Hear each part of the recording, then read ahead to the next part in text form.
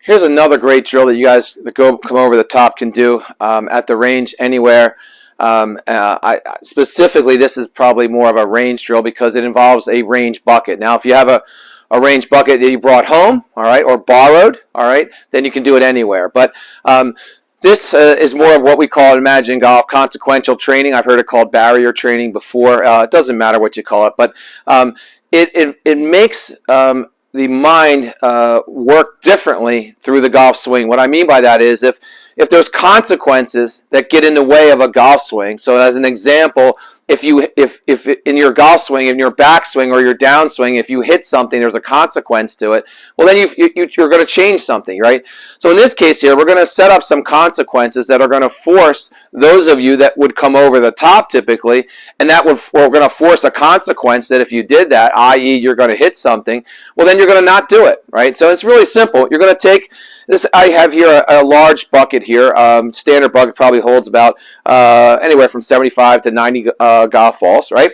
You're going to take an alignment stick, right? And you already know that you're supposed to have one of these alignment sticks, okay? And then all you're going to do is take this alignment stick and position it in the bucket like so, okay?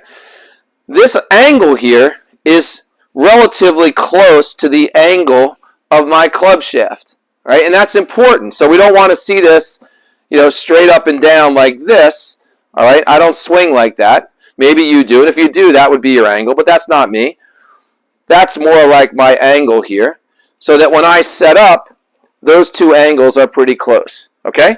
And then what I want you to do is move away from this bucket, if you would, by about 18 inches to 24 inches, and you're going to take some dry runs, all right? And all I want you to do is take a backswing underneath this, right? Underneath this like you normally would, straight back underneath this barrier, all right? And then back again underneath this barrier, all right? Because for those of you that go over the top, your swing would go underneath this line here and then over top this barrier here, right? And this barrier, by the way, represents your swing plane a la over the top, all right? So it simply looks like this. You line up in your normal stance, and you just simply go back and underneath.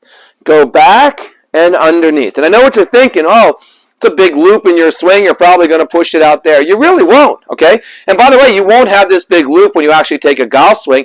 And even if you did, it's better than the over-the-top swing that you currently are doing. So you're going to take 5, 7, 10 swings like this and get a feel for that club coming more on the inside track, all right? We love the number 7 at Imagen.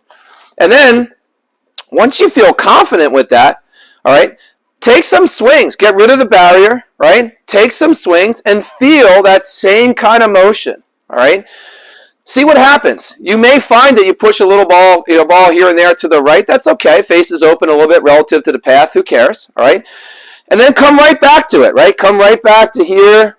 Bang. Right underneath this line, right back to it. And then if you're feeling like you're really getting it, well, then hit some balls within this station. All right?